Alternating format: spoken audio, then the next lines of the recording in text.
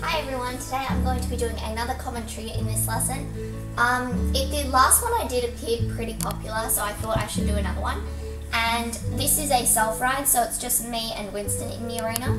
And just a bit of a disclaimer here that I will pretty much be talking about everything I do wrong and everything I do right. But it is a lot harder to ride as well when you don't have an instructor because, you know, you don't have someone giving you an outside opinion. So yeah, let's get started. Okay, so here we're coming up to our first jump. We came over in trot, just getting him used to the idea that we will actually be jumping in this ride. So I'm just getting him to canter around, stretch his legs. I'm not too concerned about where his head is at the moment. I'm kind of just concerned on making him go forward and not being as tense because he can get a little tense in his shoulders. Then we're coming up to the crossbar in canter, give him a little squeeze on takeoff there. Okay, so basically in this lesson, in this ride, I'm trying to sort out all my distances. So here we're coming up to canter to a little vertical. It's probably only about 50 centimeters big, it's really small, maybe even less than that.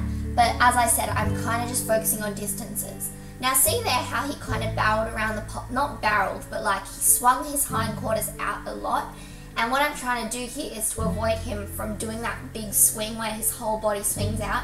So I'm trying to put my right leg on him and like open my left rein so that he goes more in through the turn, not around the turn.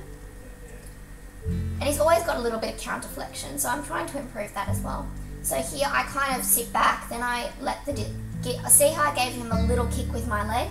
That was kind of to give him the idea that I want you to take off here. And here we're coming around and I'm pretty sure we come over in trot over this little vertical. Just getting him to do it from the other rein. This distance is pretty good. I give him a little squeeze and he took off. So all my jumps I'm counting 1, 2, 3, 4, just so I can get used to his stride. A little bit of a cloudy voice today. But so take off there, that was a pretty good distance as well. But like I said, I'm just counting 1, 2, 3, then I eventually start counting down to see my distance. So see how he was a little bit behind the leg there and he kind of put in that mini extra stride. So I'm trying to get him to go forward now to get him a bit more forward because that last jump didn't feel as nice as the rest of them have been.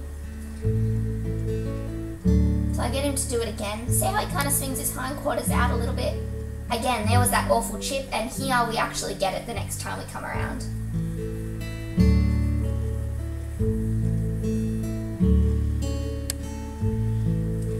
So I just brought him back to trot. I think, yeah, we're just going to trot around the outside of the oxer now because I jumped the oxer later and I just like to get him used to the idea that it is there. Also, there's a little plastic chair that he always likes to take a look at. Every time we go jumping, it always moves. And that's what he likes to look at. So there was a canter transition. See how he kind of swings his whole body out a little bit? That's kind of what I'm trying to avoid and improve in my canter strides. So sit back, I give him a little squeeze. Pretty nice jump. When I'm releasing, if it's only small, I don't release too big, but I always make a big deal to hold the mane with at least one hand so I don't rip out his teeth. That was a pretty nice distance. Now here, I'm pretty sure we are going over the oxer. Now he does a very awkward jump here, poor thing. But so I brought him back to trot because I was really impressed how he jumped that. Not really how, but the fact that he jumped it even though he couldn't really see his distance. But then the next time we come around, he does it much nicer. But yeah, that's like why it's so important to hold your mane because with jumps like that, you don't want to rip out their teeth. That was a pretty nice distance. It was a little bit deeper, but again, it was still pretty good. I could see it. I knew when he was going to take off. Now, in our canter transition, I try and push him a little bit into the corner, get rid of that counter flexion he's doing. So I put on my left leg and my right leg slides back and we go into canter. And as I was saying, I'm not really too concerned about where his head is. So I kind of sit back, push him, take off. My heels have become so much more solid lately since I've got my new boots, which is great. Coming up to the oxer, sit back. That was a pretty lovely distance. I actually quite liked that one. He didn't realise there was a pole on the ground, but that's okay. Come round over the crossbar, And I loved that distance. I could see it, I felt it, it was all good.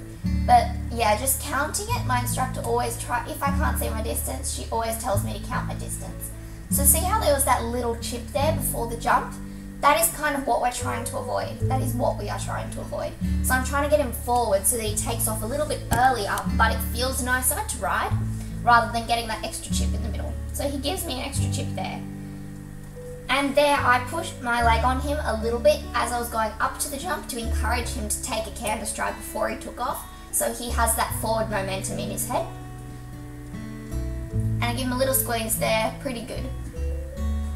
You gotta like use your whole body to give him momentum when he's gonna take off a little earlier as well, because it's just, I reckon, harder for a horse to take off earlier than it is to take off sooner. That didn't make sense what I just said, but oh well. Canter transition. I'm trying to keep my leg really solid on the inside. And then we're coming up to the oxa. Again, there was that little chip. We have to get rid of that. So now we're coming around and I'm taking him to trot. I'm going to take him up to the crossbar again. Give him a little squeeze before takeoff. That was again good because he had that forward momentum that, okay, maybe I should take the canter stride, but it was still a bit chippy, so again we need to keep improving on that. Distance was pretty nice here, yeah. When he comes around the corner, his hindquarters kind of barrel out a little bit, so what I try and do is a little bit of counter flexion there, even though that's what I'm trying to avoid, but that's just what I end up doing. So I put my right leg on him and try and get him to bend a little to the right, so he's not swinging everything to the right, if that makes sense. He's kind of swinging it a bit to the left. So as you can see, I'm not too concerned about where his head is. I give him a little squeeze here, tell him that I'm about to take off into canter. There we go. His canter transitions were quite lovely actually in this lesson. He was really good. He didn't refuse any of my transitions. He didn't race off. That was a lovely distance. So see there how there wasn't that extra chip? That's what I've been trying to avoid. But that looked really good. So I brought him back to walk, gave him a little break. Then we went back up to trot. There we go.